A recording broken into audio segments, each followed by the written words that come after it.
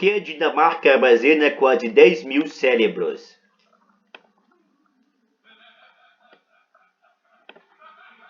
Legenda da foto. Martin Weirenfeld Nielsen é responsável pela coleção de cérebros da Universidade do Sul da Dinamarca em Odense. Em um porão isolado da Universidade do Sul da Dinamarca, uma das maiores do país, há fileiras e mais fileiras de prateleiras com milhares de baldes brancos numerados, em cada um deles, preservado e informal, existe um cérebro humano, são 9.479 no total. Os cérebros foram retirados durante autópsias de pacientes que morreram em instituições psiquiátricas de todo o país ao longo de 4 décadas, até a década de 1980. Estima-se que a maior coleção desse tipo do mundo. No entanto, os cérebros foram preservados sem o consentimento prévio dos pacientes ou de seus parentes próximos, gerando um longo debate nacional sobre o que fazer com tamanha quantidade de órgãos humanos. Na década de 1990, o Conselho de Ética dinamarquês determinou que os tecidos poderiam ser usados para pesquisa científica nesse sentido, que funciona a banca de cérebro da Universidade da cidade de Odense. Alguns especialistas dizem que ao longo dos anos, a coleção facilitou o estudo de muitas doenças, incluindo demência e depressão, mas sua existência também trouxe à tona o debate sobre o estigma da doença mental e a falta de direito dos pacientes em épocas passadas. Em detalhes, a coleção começou em 1945, após a Segunda Guerra Mundial, com cérebros removidos de pacientes com transtornos mentais que morreram em instituições psiquiátricas em diferentes partes da Dinamarca. Originalmente, os órgãos eram mantidos no Hospital Psiquiátrico Riskov em Aarhus, onde funcionava o Instituto de Patologia Cerebral. Após autópsias, os médicos removiam os órgãos antes de enterrar o cadáver em cemitérios próximos. Eles examinavam o cérebro, faziam anotações detalhadas. Todos esses cérebros estão muito bem documentados, disse Martin Weirenfeld Nielsen, patologista e atual diretor da coleção de cérebros da Universidade do Sul da Dinamarca, em Odense, a BBC News Mundo, serviço de notícia em espanhol da BBC. Sabemos quem eram os pacientes, onde nasceram e quando morreram. Também temos seus diagnósticos e relatórios de exame neuropatológicos post-mortem, explica Nielsen. Legenda e foto. Os pacientes foram enterrados em cemitérios próximos aos hospitais, onde estavam internados e seus túmulos foram marcados. Muitos dos pacientes estavam em hospitais psiquiátricos durante a grande parte de suas vidas. Assim, além do relatório detalhado do patologista, os cientistas têm também o histórico médico de quase metade dos pacientes. Temos muitos metadados, podemos documentar muito do trabalho que os médicos fizeram do paciente daquela época, além de termos o cérebro agora, diz Nielsen. O arquivamento de cérebro parou em 1982, quando a Universidade de Aarhus se mudou para o novo prédio e não havia orçamento para obrigar a coleção. Em estado de abandono, chegou-se a cogitar a destruição de todo o material biológico. Mas em uma operação de resgate, a Universidade do Sul da Dinamarca, em Odense, concordou em abrigar o acervo. A questão ética. Por 5 anos, Nielsen foi diretor da coleção. Embora tivesse uma noção vaga, ele desconhecia a magnitude completa do arquivo. Quando eu vi pela primeira vez, fiquei realmente surpreso. Embora sua existência nunca tenha sido um segredo e tenha sido objeto de rumores ocasionais, a coleção em comum não fazia parte da consciência coletiva dinamarquesa até que o plano de mudança para a Universidade em Odense a expôs completamente. Créditos Cortesia Knut Christiansen.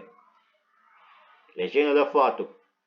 Knud Christensen era presidente da Associação Nacional de Saúde Mental da Dinamarca da época da polêmica sobre a coleção de cérebros.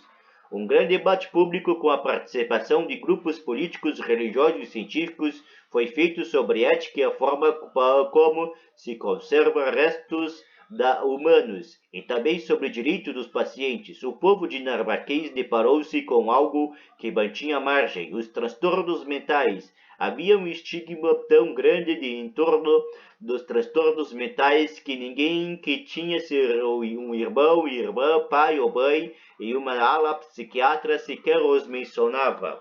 Diz Knud Christensen, ex-presidente da Associação Nacional de Saúde Psiquiátrica.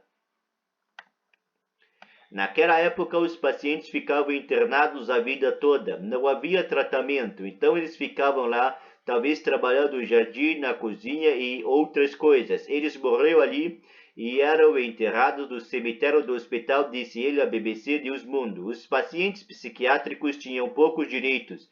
Eles poderiam receber tratamento para um caso específico sem qualquer tipo de aprovação. Christensen comentou que era muito provável que os parentes dos pacientes nem soubessem que seus cérebros estavam sendo preservados e disse que muitos cérebros da coleção apresentavam sinais de lobotomia, um tratamento ruim com base no que sabemos hoje, mas bastante normal naquela época. Crédito Jet Imagem, legenda foto.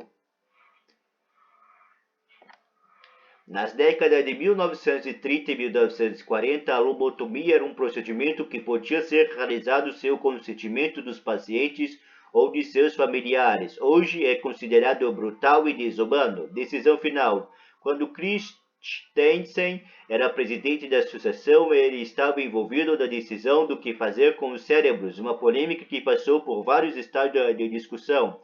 A principal suposição era de que os órgãos haviam sido coletados sem o consentimento dos pacientes e de seus familiares e, portanto, do ponto de vista ético, não era considerado manter a coleção.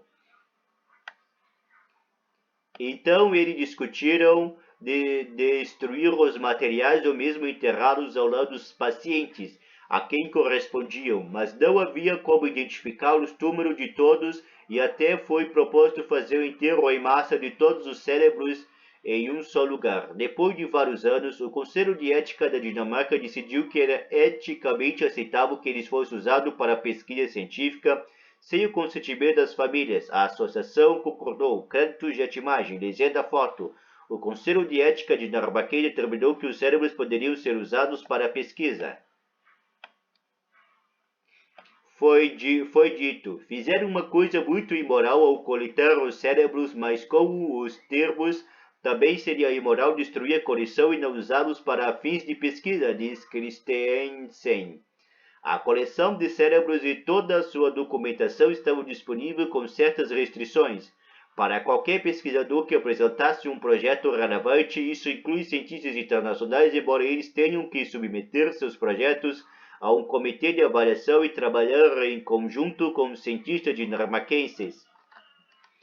Minha principal preocupação é que sempre que uma pesquisa científica é aprovada, haja garantias de que o projeto seja executado de maneira ética, diz Christensen. Decisão genial. Cada cérebro é preservado em um balde de formol.